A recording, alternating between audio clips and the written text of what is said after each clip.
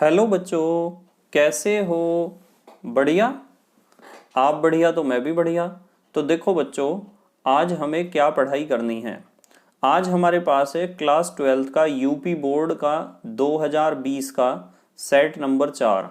इससे पहले 3 सेट हम कर चुके हैं। सब बच्चों को पता है कि सेट नंबर 1 यानी 347 का WA भी हम कर चुके हैं, और सेट नंबर 2 यानी 347 का WB भी हम कर चुके हैं, और सेट नंबर 3 यानी 347 का WC भी हम कर चुके हैं। और बहुत दिनों से अगला सेट नहीं मिल पाया था आपको, जिसकी वजह से बहुत सारे बच्चे परेशान थे और बार बार आपके कमेंट आ रहे थे, आपकी रिक्वेस्ट आ रही थी कि सर प्लीज़ अगला सेट आप करा दीजिए। ठीक है, मैं अगला सेट नहीं करा पाया, इसका कुछ ना कुछ रीज़न था कि इतना लेट क्यों हुआ। वो रीज़न हालांकि मैंने एक दिन लाइव आके आपको बताया भी था। चलो फिर भी हम स्टार्ट करते हैं। जो लेट हुए उसके लिए सॉरी कहता हूँ मैं आपको, अफसोस है मुझे कि लेट हम हो गए हैं। असल में थोड़ा सा डिले इसलिए भी हुआ है कि इसलिए क्योंकि बोर्ड के एग्ज़ाम जो हैं वो पीछे हट गए हैं, हमारे 2 बार पीछे हटे हैं। तो इसलिए भी लगा कि शायद बच्चों का ध्यान पढ़ाई की तरफ थोड़ा सा कम है। पर कमेंट से मुझे पता लगता है कि बच्चे बहुत ज़्यादा परवाह करते हैं अपने बोर्ड एग्ज़ाम की। 10th वालों के बोर्ड एग्ज़ाम तो कैंसिल हो चुके हैं, पर 12th का अभी कुछ कंफर्म नहीं हुआ है, कुछ भी हो सकता है। इसलिए हमने अगला सेट आपके लिए लेकर आया हूँ मैं। अगला सेट देखते हैं, सेट नंबर 4 347 का WD। इस सेट को स्टार्ट करने से पहले मैं आपको एक बात बताना चाहता हूँ कि जो अनसोल्ड पेपर के ये सेट मैं करा रहा हूँ, इनको कराने का मकसद सिर्फ इतना है कि आपको एग्ज़ाम में आंसर लिखने आ जाएं, कि बोर्ड एग्ज़ाम में आपको किस तरीके से आंसर लिखने चाहिए। देखो, हमेशा एक बात का ध्यान रखा करो कि जब भी चैनल से आपको पढ़ना है तो आपको प्लेलिस्ट के अनुसार ही पढ़ना चाहिए। इस चीज़ का ध्यान रखा करो हमेशा। और एक बात का ये ध्यान रखना है आपको कि जो भी मैं रेड कलर से क्वेश्चन लिखता हूँ ना, या ये ऑप्शंस लिखता हूँ ब्लैक कलर से, इन्हें लिखने की कोई आवश्यकता नहीं होती है आपको एग्जाम में। एग्जाम में तो सिर्फ आपको उत्तर नंबर से ही डालना है, कि जैसे उत्तर नंबर पहले का क्या है, और नीले रंग के पेन से आपको अपना उत्तर लिखना है। ठीक है, और एक उत्तर लिखने के बाद एक चीज ध्यान रखो सब बच्चे, कि एक उत्तर लिखने के बाद आपको कम से कम एक लाइन छोड़नी है, और एक लाइन छोड़ने के बाद फिर अगले प्रश्न का उत्तर लिखना है। तो आपकी एग्जाम कॉपी में आपको केवल और केवल उत्तर पुस्तिका में उत्तर ही लिखने होते हैं, प्रश्न नहीं लिखने होते हैं। ये क्वेश्चन मैंने रेड कलर से लिख रखे हैं, इसलिए लिख रखे हैं जिससे आपको समझने में कोई प्रॉब्लम ना हो, क्योंकि सभी बच्चों के पास अनसोल्ड पेपर तो होता नहीं है। इसलिए अनसोल्ड पेपर सभी बच्चों के पास नहीं है, तो उन्हें क्वेश्चन कहाँ से देखने को मिलेंगे। इसलिए मैं रेड कलर से इन क्वेश्चंस को भी लिख देता हूँ, इनके ऑप्शंस भी लिख देता हूँ। आपको केवल और केवल उत्तर लिखने हैं। मैंने बताया आपको उत्तर का क्रमांक बिल्कुल सही लिखना है। दूसरी बात, एक उत्तर खत्म होने के बाद आपको कम से कम एक लाइन छोड़नी है, फिर अगला उत्तर प्रारंभ करना है। ध्यान रखोगे ना इस चीज का? ठीक है। अच्छा, एक बात और है, जब आपको एग्जाम कॉपी मिलती है ना, तो एग्जाम कॉपी में जो उत्तर पुस्तिका आपको मिलती है वहाँ बोर्ड एग्जाम में, वहाँ आप उत्तर लिखने के लिए बहुत सारे बच्चे करते हैं कि स्केल से इधर भी लाइन खींच देंगे और इधर भी लाइन खींच देंगे। स्केल से दोनों तरफ लाइन खींचते हैं पहले बच्चे, और लाइन खींचने में बहुत समय उनका बर्बाद होता है। तो लाइन ना खींच के आप एक काम और करोगे, सुनो ध्यान से क्या करना है। आपको अपनी कॉपी को, पूरी कॉपी को मोड़ना है, इस तरफ से भी और इस तरफ से भी। यदि आप कॉपी को दोनों तरफ से मोड़ दोगे और थोड़ा शार्पली मोड़ोगे, थोड़ा ज़्यादा दाब लगा के मोड़ोगे, तो जहाँ से भी आपने अपनी कॉपी को लेफ्ट साइड और राइट साइड से मोड़ा है, वहाँ वहाँ अपने आप लाइनें खिंच जाएंगी। जैसे आपको जब स्कूल में या आपके कोचिंग में टीचर पढ़ाते हैं और वो किन्हीं भी दो अंतर को आपको लिखवाना चाहते हैं, दो राशियों में अंतर, भौतिक राशि हो या कैसी भी राशि हो, उनमें अंतर लिखवाना है, तो अंतर लिखवाते समय कोई कोई टीचर ऐसे होते हैं जो कहते हैं कि बीच में से अपने पेज को मोड़ लो, और मोड़ के लेफ्ट साइड में भी एक हेडिंग लिख लो और राइट साइड में भी एक हेडिंग लिख लो। तो वे लाइन नहीं खींचने को कहते हैं, वे पेज को मोड़ने को कहते हैं। इसी तरीके से मैं आपको कहता हूं कि जब बोर्ड के एग्जाम में आप बैठोगे तो आप स्केल से दोनों तरफ लाइन मत खींचना। यदि आपके पास समय है तो आप खींच सकते हो, या फिर आप एक्सपर्ट हो इस काम में, लाइन खींचने में बहुत एक्सपर्ट हो, तो भी आप लाइन खींच सकते हो, कोई दिक्कत नहीं है। पर टाइम बचाने के लिए सबसे अच्छा तरीका यह है कि इधर से भी आप कॉपी को मोड़ लो और इधर से भी कॉपी को, अपनी उत्तर पुस्तिका को दोनों तरफ से मोड़ लो, थोड़ा दाब लगाकर मोड़ लो, उससे आपकी दोनों तरफ लाइनें खिंच जाएंगी। और अब आपको केवल उत्तर ही लिखने हैं, ठीक है। और एक उत्तर लिखने के बाद एक लाइन जरूर छोड़नी है। राइटिंग अपनी साफ रखनी है, कोशिश करो जितना सुंदर से सुंदर आप लिख सकते हो उतना सुंदर से सुंदर लिखो, क्योंकि वहाँ एग्जाम में आपकी शक्ल दिखाई नहीं देगी। जो आपकी कॉपी चेक करेगा टीचर, उसे आपकी शक्ल नहीं दिखाई देगी। आपकी कॉपी, आपकी उत्तर पुस्तिका, आपकी एग्जाम कॉपी ही आपका दर्पण है। आपकी एग्जाम कॉपी से ही आपका दर्पण जो है एग्जाम कॉपी है, उसी से ही पता चलता है कि ये बच्चा कितना मेहनती है, ठीक है। शकल सूरत तो आपकी नहीं दिखाई देगी। तो स्टार्ट करते हैं। चलो, बहुत सारी बातें होगी, इन सभी बातों का हमें ध्यान रखना है, जितनी भी बातें मैंने आपको बताई हैं। ये है हमारे पास यूपी बोर्ड 2020 का सेट नंबर 4, 347 का WD। पहले का कै क्वेश्चन देखो, पहले का कै पार्ट। किस कोटि की अभिक्रिया के लिए वेग तथा वेग स्थिरांक की इकाई समान होती हैं? ठीक है, शून्य कोटि की अभिक्रिया के लिए, प्रथम कोटि की अभिक्रिया के लिए, या द्वितीय कोटि की अभिक्रिया के लिए, या तृतीय कोटि की अभिक्रिया के लिए। ये चीज मैंने आपको पहले से भी सिखा रखी है फ्रेश वीडियोस में, सबको पता है। इसका उत्तर होगा शून्य कोटि की अभिक्रिया, क्योंकि शून्य कोटि की अभिक्रिया के लिए वेग का जो मात्रक होता है वही वेग स्थिरांक का मात्रक होता है, और वो मात्रक होता है mole litre inverse second inverse, ठीक है। अब देखते हैं अगला क्वेश्चन, पहले का ख। ध्यान रखना, ये बहुत इंपॉर्टेंट क्वेश्चन है। शून्य कोटि की अभिक्रिया के लिए जो वेग का मात्रक होता है वो ही वेग स्थिरांक का मात्रक होता है, और वो मात्रक क्या है? Mole litre inverse second inverse, या फिर आप इसे मोल प्रति लीटर प्रति सेकंड भी कह सकते हो। अब देखते हैं पहले का ख। वाष्प दाब में अवनमन सबसे अधिक किस में होगा? 0.1 m BaCl2 में, 0.1 m ग्लूकोज में, 0.1 m यूरिया में, और 0.1 m NaCl में। देखो सबकी मोलरता 0.1 है, तो हमें देखना होगा कि कौन सबसे ज्यादा आयनों में टूटेगा। क्योंकि ये जो वाष्प दाब में अवनमन है ना, वाष्प दाब में अवनमन, वाष्प दाब में अवनमन एक अणु संख्या गुणधर्म है। वाष्प दाब में अवनमन कैसा गुण है? अणु संख्या गुणधर्म। आपको पता है ना अणु संख्या गुणधर्म किसे कहते हैं? अणु संख्या गुणधर्म उसे कहते हैं ऐसे गुण जो कणों की संख्या या अणुओं की संख्या पर निर्भर करते हैं। तो ये चीज ध्यान रखना आपको, ठीक है। देखो मोलरता तो इन्होंने सबने 0.1 ही दे रखी है चारों ऑप्शन में। आपको सिर्फ एक बात देखनी है कि BaCl2 कितने आयनों में टूटता है? 3 में। देखो यहाँ दिखा रखा है, ये BaCl2 कितने आयनों में टूट रहा है? 3 आयनों में टूट रहा है ना। 3 आयन, एक तो बना Ba डबल पॉजिटिव आयन और 2 बने Cl नेगेटिव आयन। जब ये 3 आयनों में टूटता है तो 0.1 m BaCl2 जो इसकी मोलरता 0.1 दे रखी है, 3 आयनों में टूटने के कारण इसकी मोलरता 3 गुनी हो जाएगी, 0.3 m हो जाएगी, यानी मोलरता 3 गुनी हो जाएगी। तो 0.1 m BaCl2 तो यहाँ भले ही लिखा गया है, पर यहाँ मोलरता, इसकी प्रभावी मोलरता होगी कितनी? 0.3 m।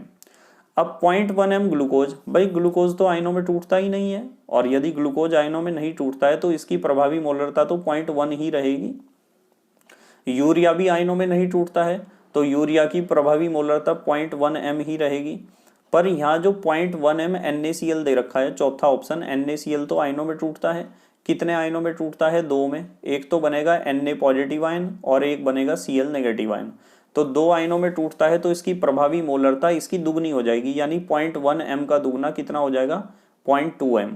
तो 0.2 m 0.3 m से तो बड़ा है नहीं, तो इसका मतलब साफ है कि यहाँ सबसे ज्यादा मोलरता जो है वो BaCl2 की होगी, यानी बेरियम क्लोराइड का जो विलयन होगा वो सबसे ज्यादा गाढ़ा होगा, और जो विलयन सबसे ज्यादा गाढ़ा होगा उसमें ही कणों की संख्या सबसे ज्यादा होगी, और कणों की संख्या सबसे ज्यादा होगी तो उसमें अणु संख्या गुण कोई सा भी हो, चाहे वाष्प दाब में अवनमन हो, या क्वथनांक में उन्नयन हो, या परासरण दाब हो, या हिमांक का अवनमन हो, कुछ भी हो, वो गुण अणु संख्या गुणधर्म है, तो सबसे ज्यादा इसी में ही होगा, ठीक है, ध्यान रखना। चलो अगला क्वेश्चन देखते हैं, पहले का ग।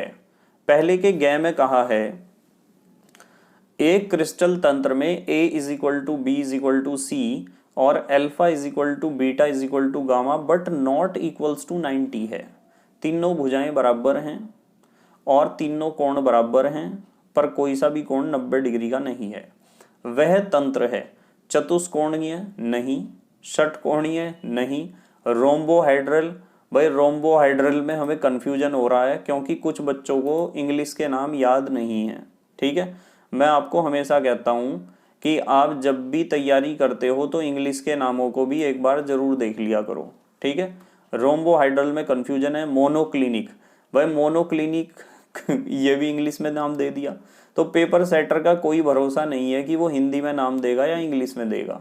ठीक है, ध्यान रखो, पेपर सेटर का कोई भरोसा नहीं है कि वो नाम हिंदी में देगा या इंग्लिश में देगा। देखो इसका उत्तर पता क्या है, यहाँ तीनों भुजाएं बराबर हैं तो त्रिसम, और तीनों कोण बराबर हैं और झुके हुए हैं, 90 से कम है, तो नताक्ष, नत माने झुके हुए हैं, अक्ष माने एक्सिस। तो इसका सही उत्तर त्रिसम नताक्ष है। और आपको पता होना चाहिए कि त्रिसम नताक्ष को ही हम इंग्लिश में कहते हैं रोम्बोहाइड्रल। त्रिसम नताक्ष को हम क्या कहते हैं, रोम्बोहाइड्रल कहते हैं।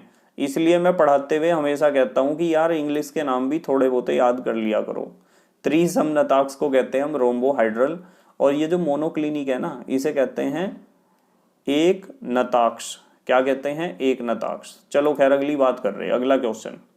ठीक है, अगला क्वेश्चन देखते हैं। पहले का घ, किसी रासायनिक अभिक्रिया में उत्प्रेरक का प्रभाव परिवर्तित करना है। उत्प्रेरक किसे परिवर्तित करता है, सक्रियण ऊर्जा को? हाँ करता है, सक्रियण ऊर्जा को तो करता है। साम्य सांद्रण को नहीं करता। अभिक्रिया ऊष्मा को नहीं प्रभावित करता। उत्पाद को नहीं बदलता। भाई यदि किसी रासायनिक अभिक्रिया में आप उत्प्रेरक का प्रयोग करोगे तो वह क्या प्रोडक्ट बदल जाएंगे, उत्पाद बदल जाएगा? नहीं, बदलेगा नहीं, उत्पाद जल्दी प्राप्त हो सकता है। अभिक्रिया ऊष्मा, अभिक्रिया ऊष्मा को भी उत्प्रेरक कभी नहीं बदलता है। साम्य सांद्रण, साम्य अवस्था पर जो उत्प्रेरक है वो ना तो अभिकार को ना तो उत्पादों के सांद्रण को बदलता है। पर हाँ एक बात तो है जरूर कि यदि किसी रासायनिक अभिक्रिया में आप धनात्मक उत्प्रेरक का प्रयोग करोगे तो वो साम्य अवस्था को जल्दी प्राप्त करा देगा, यानी साम्य अवस्था में जल्दी प्राप्त हो जाएगी। ठीक है, पर साम्य अवस्था पर किसी के भी सांद्रण को प्रभावित नहीं करेगा। सक्रियण ऊर्जा, सक्रियण ऊर्जा की बात करो तो ये तो चीज है ही, उत्प्रेरक का की फीचर तो यही है। भाई यदि किसी रासायनिक अभिक्रिया में आप धनात्मक उत्प्रेरक का प्रयोग करोगे तो धनात्मक उत्प्रेरक सक्रियण ऊर्जा को क्या कर देता है, घटा देता है। और सक्रियण ऊर्जा घटेगी तो अभिक्रिया का वेग क्या हो जाएगा, बढ़ जाएगा। और यदि ऋणात्मक उत्प्रेरक का प्रयोग करोगे तो वो सक्रियण ऊर्जा को बढ़ा देगा, और सक्रियण ऊर्जा बढ़ेगी तो अभिक्रिया का वेग घट जाएगा। ठीक है, तो इसका सही उत्तर क्या है, उत्प्रेरक किसे बदलता है, सक्रियण ऊर्जा को प्रभावित करता है। पहले का अंग, पहले का अंग दिया है क्लोरोफॉर्म प्रकाश की उपस्थिति में ऑक्सीकृत होकर बनाता है। ये 30% में हटा दिया गया है क्लोरोफॉर्म, आउट ऑफ सिलेबस है, 30% में रिड्यूस कर दिया गया है। पर फिर भी देख लो क्लोरोफॉर्म का ऑक्सीडेशन करने से क्या होता है, ये रिएक्शन पे ध्यान देना पड़ेगा आपको। क्लोरोफॉर्म के ऑक्सीडेशन से क्या बनता है, देखो ये रिएक्शन मैंने यहाँ लिख रखी है कि क्लोरोफॉर्म का ऑक्सीडेशन करोगे तो ये रिएक्शन होती है CaCl3 plus half O2, H new sunlight है, COCl2 बनता है और HCl। अब देख लो इसमें COCl2 है क्या कहीं, ये रहा दूसरा ऑप्शन है CaCl2। COCl2 को आप कार्बोनिल क्लोराइड भी कह सकते हो। ये उत्तर हमारा क्या बनेगा, सेकंड बनेगा COCl2। आप इसे कार्बोनिल क्लोराइड भी कह सकते हो और आप इसे फास्जीन गैस भी कह सकते हो। ठीक है, ध्यान रखोगे ना, फास्जीन भी कह सकते हो। चलो अगली बात करते हैं। पहले का चय, CH3 होल थ्राइस N है एक, क्या है भाई, नाइट्रोजन के साथ 3 एल्काइल ग्रुप जुड़े हैं, तो 3 एल्काइल ग्रुप जुड़े हैं तो पक्की बात है ये टर्सरी एमीन है, तृतीयक एमीन है। कैसा एमीन है, तृतीयक एमीन। तो उत्तर होगा हमारा तीसरा, तृतीयक एमीन या टर्सरी एमीन। अब देखते हैं अगला क्वेश्चन। अगला क्वेश्चन है दूसरे का क, एक कार्बनिक पदार्थ के जलीय विलयन जिसमें 3 ग्राम पदार्थ 50 ग्राम जल में घुला है। भाई 3 ग्राम पदार्थ दे रखा है स्मॉल w और 50 ग्राम पानी में घोल रखा है कैपिटल W। देखो स्मॉल w 3 ग्राम और कैपिटल W कितना लिया है हमने, 50 ग्राम। का क्वथनांक 100.51 डिग्री C है। तो शुद्ध जल का क्वथनांक कितना होता है 100 डिग्री सी, और इसका क्वथनांक कितना है 100.51 डिग्री सी। तो साफ दिखाई दे रहा है कि इसका क्वथनांक कितना बढ़ गया है, 0.51 डिग्री सी बढ़ गया है। तो हमने यहाँ लिख दिया delta T is equal to, अब कितना हो गया 100.51, और पहले कितना होता है शुद्ध जल का 100, तो घटाओगे तो 0.51 आ जाएगा। तो डेल्टा टी है 0.51 डिग्री सी। पदार्थ के अणुभार की गणना कीजिए, ये लिख दिया हमने, molecular weight is equal to question mark. अणुभार हमें बताना है। जल के लिए मोलल उन्नयन स्थिरांक Kb का मान दे रखा है 0.51, तो Kb हमने लिख दिया 0.51। ये तो बहुत इंपॉर्टेंट फार्मूला है, इस फार्मूले को हमेशा ध्यान रखो। एक चीज बताता हूं आपको कि इस फार्मूले के ऊपर क्वेश्चन जरूर आता है, ये फार्मूला सबके याद होना चाहिए, बिल्कुल आता है इसके ऊपर क्वेश्चन। इस फार्मूले को सब बच्चे याद रखेंगे। m is equal to 1000 kW upon delta T into capital W। m क्या होता है यहाँ अणुभार, m तो हमें निकालना है, और 1000 तो संख्या है। kb क्या होता है, kb हो या kf हो, दोनों में यही फार्मूला लगता है। kb होता है मोलल उन्नयन स्थिरांक, यदि यहाँ kf लिखोगे तो होता है मोलल अवनमन स्थिरांक। स्मॉल w क्या होता है, स्मॉल w होता है विलेय का भार, और डेल्टा t होता है क्वथनांक में कितना उन्नयन हुआ है या हिमांक में कितना अवनमन हुआ है। उन्नयन माने बढ़ना और अवनमन माने घटना, और कैपिटल W होता है विलायक का भार। अब सारी वैल्यू पुट करेंगे हम। 1000 तो जो का तू है, और KB की जगह हम क्या लिखेंगे, KB दे रखा है 0.51, ये दे रखा है 0.51। स्मॉल w की जगह हम 3 ग्राम लिखेंगे, ये ले रखा 3 ग्राम। डेल्टा t की जगह हम 0.51 लिखेंगे, देखो घटा के 0.51 ही आया है, और कैपिटल W की जगह हम लिखेंगे 50। ठीक है, अब 0.51 से 0.51 कट जाएगा, ठीक है, और 50 से 1000 कट जाएगा 20 बार, यहाँ 20 बचेगा, यहाँ 3, तो 20 दिया कितना हो जाएगा 60। तो इसका जो अणुभार आया है वो 60 आया है। कितना अणुभार आया है 60। अब मुझे एक बात बताओ, अच्छा सोच के तुम, कि इसका अणुभार आया है हमारे पास 60, तो ये जो पदार्थ है, जिस भी पदार्थ को आपने पानी में घोल रखा है वो कौन सा पदार्थ होगा, किसका अणुभार होता है 60, बता सकते हो आप कमेंट में मुझे उम्मीद है जिस बच्चे ने प्लेलिस्ट के अनुसार पढ़ाई कर रखी है उसे उत्तर जरूर पता होगा कि ये यूरिया है। यूरिया 3 ग्राम यूरिया को 50 ग्राम पानी में घोल रखा है इन्होंने, ठीक है, जिसका हम खेत में भी प्रयोग करते हैं ना खेत में प्रयोग यूरिया का। चलो अगला क्वेश्चन देखते हैं, बहुत इंपॉर्टेंट है ये फार्मूला, एग्जाम में क्वेश्चन आता है, इसलिए पक्का करके जाना है आपको। ठीक है, देखो दूसरे का ख NaCl, HCl एवं CH3COO के लिए सीमांत मोलर चालकता लैम्डा m नॉट क्रम से है 126.4 Simon centimetre square mole inverse, 425.9 एवं 91 Simon centimetre square mole inverse है। तीनों के लिए लैम्डा m नॉट दे दिया, ठीक है। CH3COOH के लिए लैम्डा m नॉट यानी मोलर चालकता, सीमांत मोलर चालकता कह दो या अनंत तनुता पर मोलर चालकता की गणना करो। ये भी क्वेश्चन बहुत इंपॉर्टेंट है। ये सारे क्वेश्चन बेटे मैंने सारे करा रखे हैं तुम्हें पहले से ही, बस ये तो एक बात हो जाती है कि हाँ सर चलो कर रहे हैं हम, दोबारा प्रैक्टिस कर रहे हैं, कोई बात नहीं, हर एक क्वेश्चन को कराया जा चुका है। देखो NaCl के लिए लैम्डा m नॉट दे रखा था 126.4, थोड़ा दिमाग लगाना पड़ेगा। HCl के लिए लैम्डा m नॉट दे रखा था 425.9, और सोडियम एसीटेट यानी CH3COONA के लिए लैम्डा m नॉट दे रखा था 91। इन्होंने पूछा है एसिटिक एसिड के लिए, CH3COOH के लिए लैम्डा m नॉट पूछा है कितना होगा। तो आपको ध्यान रखना है कि CH3COOH का यदि आपको सीमांत मोलर चालकता बताना है तो इसमें आ रहा है CH3COO, क्या आ रहा है CH3COO आ रहा है ना, तो CH3COO के लिए तो हम इस्तेमाल करेंगे इसे CH3COONA को, तो यहाँ मैं लिखूंगा मोलर चालकता CH3COONA की प्लस, फिर आ रहा है देखो CH3COO के बाद क्या आ रहा है, इसके बाद आ रहा है, देखो पहले तो मैंने इतना हिस्सा देखा यहाँ से लेके यहाँ तक का CH3COO, इसके लिए मैंने क्या उठाया, इसके लिए उठाया CH3COONA, ये उठाया इसके लिए। अब मुझे नजर आ रहा है बाद वाला हिस्सा ये H के लिए मैं क्या उठाऊंगा, H ढूंढूंगा भाई, इसमें नहीं है इसमें है, तो H के लिए मैं इसका प्रयोग करूंगा, ठीक है, H के लिए हम इसका प्रयोग करेंगे। तो हमने CH3COO के लिए तो प्रयोग करा लैम्डा एम नॉट CH3COO और H के लिए हमने प्रयोग करा लैम्डा एम नॉट HCl। अब मुझे यूँ बताओ कि यहाँ कौन कौन सी चीजें फालतू आई हैं, एक्स्ट्रा कौन सी चीज आ गई है यहाँ। एक्स्ट्रा मैं बताता हूँ कौन कौन सी चीज आई है, आप ध्यान दो। यहाँ तो एक्स्ट्रा आया है Na, ये Na एक्स्ट्रा है, ये Na क्या है एक्स्ट्रा, ये नहीं आना चाहिए था क्योंकि इसमें तो कहीं Na नहीं है। और यहाँ एक्स्ट्रा आया है Cl, ये Cl नहीं आना चाहिए था, ये भी एक्स्ट्रा है। तो इस NaCl को घटाने के लिए, इसकी चालकता को घटाने के लिए आप यूँ देखो कि NaCl वाली कोई चीज़ है क्या। यहाँ देखो ये है, हाँ है, NaCl है हमारे पास। क्या है NaCl, तो NaCl की यहाँ से हमने मोलर चालकता देखो माइनस की है, किसकी, NaCl की। बस ये चीज़ समझनी पड़ेगी आपको।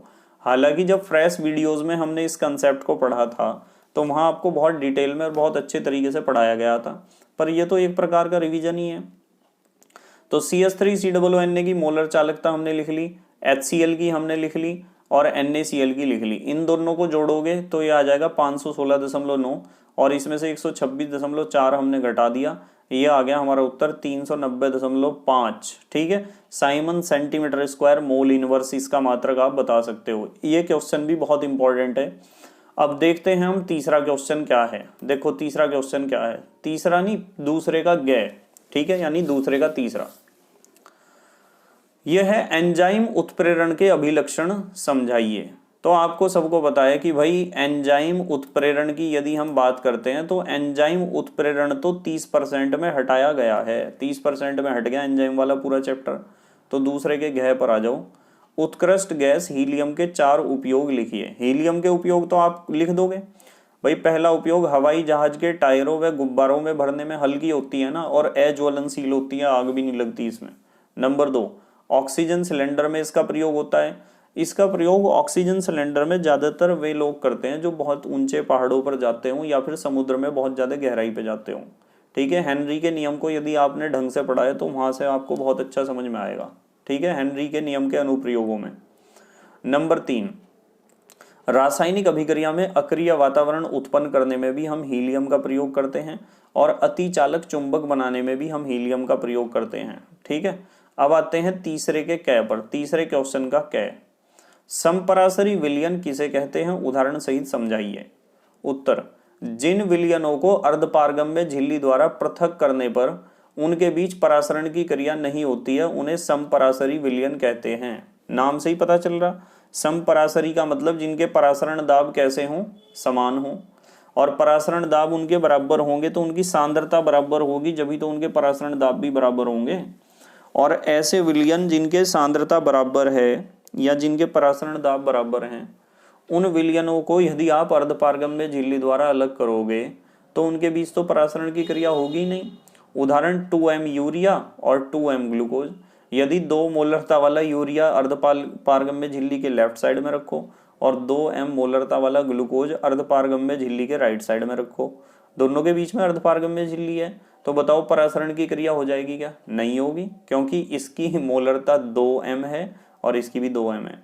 इसकी प्रभावी मोलरता 2m ही रहेगी क्योंकि यूरिया आयनों में नहीं टूटता है, और इसकी भी प्रभावी मोलरता 2m ही रहेगी क्योंकि ये भी आयनों में नहीं टूटता है। अब तीसरे के ख पर आ जाओ। n प्रकार तथा p प्रकार के अर्धचालकों को स्पष्ट कीजिए। 30% में हटाया गया। तीसरे के ग पर आ जाओ। संचायक बैटरियों पर एक संक्षिप्त टिप्पणी लिखिए। 30% में हटाया गया, हम नहीं लिखेंगे। उसके बाद तीसरे का गह, हालांकि पढ़ाया गया है आपको पूरा सिलेबस, मैंने तो पूरा सिलेबस पढ़ा दिया है आपको, चाहे कोई 30% में था या नहीं था। तीसरे का गह, निम्न पर संक्षिप्त टिप्पणी लिखिए। नर्स्ट समीकरण बहुत इंपॉर्टेंट है, एग्जाम में यूं समझ लो हर साल पूछा जाता है। इलेक्ट्रोड विभव तथा विलयन के सांद्रण के मध्य संबंध को दिखाने वाली समीकरण नर्स्ट समीकरण कहलाती है। ठीक है, समझा रखा है, अब मैं ज्यादा डिटेल में नहीं खोल लूंगा इन बातों को। नर्स्ट के अनुसार किसी ताप T पर धातु इलेक्ट्रोड M/Mn पॉजिटिव के विभव E, मानक इलेक्ट्रोड विभव E0 और विलयन में धातु आयनों की सांद्रता Mn पॉजिटिव में निम्न संबंध होता है। E = E0 - 2.303 RT/NF log base 10 1/Mn positive aqueous. जहां आर क्या है, यहाँ आर सबको पता है गैस नियतांक है, कैपिटल टी परमताप है, एफ है फैराडे नियतांक, और एक फैराडे में होते हैं 96,500 कूलाम, ठीक है, एक मोल में। एक मोल इलेक्ट्रॉनों का आवेश भी इतना होता है, पता है आपको, ये सारी बातें सिखा रखी हैं फ्रेश वीडियोस में। एन का मतलब होता है प्रयुक्त इलेक्ट्रॉनों की संख्या, और एम एन पॉजिटिव का मतलब है विलयन में धातु की सक्रियता, यानी उसका सांद्रण, सांद्रण कह दो, मोलर सांद्रण कह दो। अब देखते हैं अगला क्वेश्चन।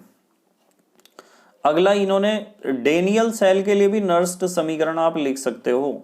डेनियल वो तो इलेक्ट्रोड के लिए है, डेनियल सेल के लिए भी लिख कर आ जाना। कभी आपको लगे कि अभी दो जगह पढ़ाई थी ना नर्स्ट समीकरण, तो डेनियल सेल के लिए क्या होगी, E cell is equal to E not cell minus 0.0591/2 log Z N double positive का concentration upon C U double positive का कंसंट्रेशन। अब देखते हैं अगला क्वेश्चन। चलो अगला क्वेश्चन देखते हैं, ये है दूसरा ही, इसमें पूछा था टिंडल प्रभाव। भाई पहला तो इन्होंने पूछा था निम्न पर संक्षिप्त टिप्पणी लिखिए, नर्स्ट समीकरण पर तो ये लिख दी, और अब हमें लिखनी है टिंडल प्रभाव पर। सबको पता है टिंडल प्रभाव किसे कहते हैं, ये क्वेश्चन पहले भी कई सेट में मैं पढ़ा चुका हूं। देखो ये हमारे पास एक बीकर है, और इस बीकर में हमने भर रखा है कोलाइडी विलयन, और अंधेरे कमरे में इसे रख रखा है। जब इस बीकर के अंदर से आप प्रकाश को प्रवाहित करते हो तो प्रकाश के चलने का मार्ग स्पष्ट रूप से दिखाई देता है, क्योंकि कोलाइडी विलयन के कोलाइडी कणों से प्रकाश की किरणों का प्रकीर्णन होता है, ठीक है। और ये दोनों जो बन रहे हैं ना यहाँ, इन्हें कहते हैं कोलाइडी विलयन के प्रकीर्णन के कारण, प्रकाश के प्रकीर्णन के कारण ये जो कोन या शंकु यहाँ बन रहे हैं, इन्हें हम कहते हैं टिंडल शंकु। क्या कहते हैं, टिंडल शंकु। जब अंधेरे स्थान पर रखे कोलाइडी विलयन से प्रकाश को गुजारा जाता है तो प्रकाश का मार्ग प्रकीर्णन के कारण दिखाई देने लगता है। यह घटना टिंडल प्रभाव कहलाती है, इसे कहते हैं हम टिंडल प्रभाव, ठीक है। तो ये हमारे कितने क्वेश्चन हुए, इस सेट के 3 क्वेश्चन तो कंप्लीट हो चुके हैं हमारे। अब देखो एक बात आपको ध्यान रखनी है, एक बात ये ध्यान रखनी है कि आप बस जब भी तैयारी करते हो ना, तो अपने एक शॉर्ट नोट्स जरूर बना लिया करो। शॉर्ट नोट्स बनाने आने चाहिए। मोटिवेशन वाला जो प्लेलिस्ट है उसमें आपको मिल जाएगा कि शॉर्ट नोट्स कैसे बनाए जाते हैं, ठीक है। उसमें मैंने बहुत सारे वीडियो, रिवीजन कैसे करना चाहिए, शॉर्ट नोट्स कैसे बनाने चाहिए, और सेल्फ स्टडी कैसे करनी चाहिए, ये सारी बातों पर वीडियोस बना रखे हैं। ये हमारा जो है कितने क्वेश्चन हुए हैं, 3 क्वेश्चन कंप्लीट हो चुके हैं। कल मैं 4th क्वेश्चन को लेकर आऊँगा। वीडियो को ज़्यादा बड़ा मैं इसलिए नहीं बनाना चाह रहा हूँ कि जिससे आप बोर ना हो, क्योंकि बहुत सारे बच्चे जो हैं बीच में ही सो जाते हैं, कुछ को तो नींद आनी शुरू होगी अभी से ही, ठीक है। बस आज इतना ही पढ़ेंगे, कल करेंगे इससे अगले क्वेश्चन। तो thank you very much for watching this video. Okay bye. बस मेहनत और ईमानदारी से पढ़ाई करते रहो। Okay bye. Best of luck for your board exam.